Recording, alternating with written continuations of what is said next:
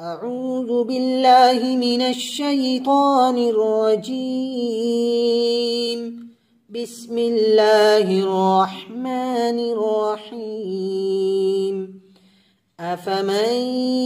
يعلم أنما أنزل إليك من ربك الحق كمن هو أعمى إنما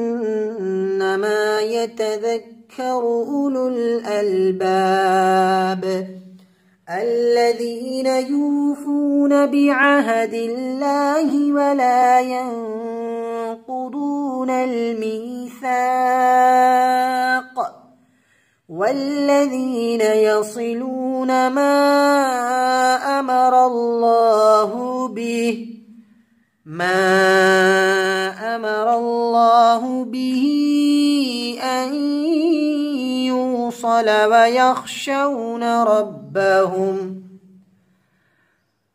ويخشون ربهم ويخافون سوء الحساب والذين صبروا ابتغاء وجه ربهم وأقاموا الصلاة وأنفقوا مما رزقناهم سرا وعلانية ويدرؤون بالحسنة السيئة أولئك لهم عقبى الدار جنات عدن يدخلونها ومن صلح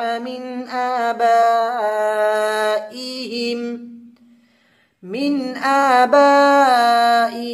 وأزواجهم وذرياتهم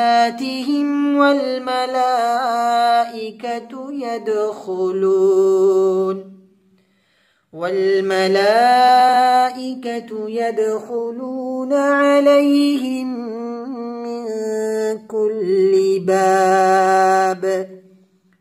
سلام عليكم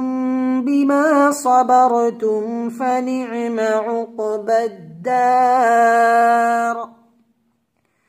والذين ينقضون عهد الله من بعد ميثاقه ويقطعون ما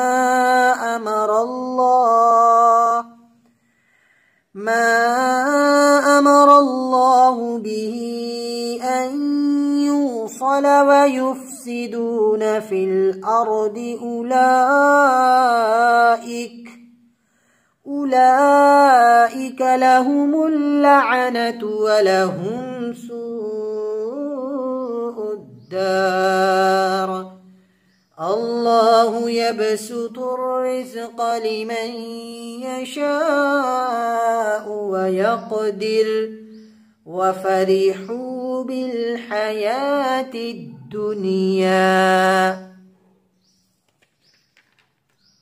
وما الحياة الدنيا في الآخرة إلا متاع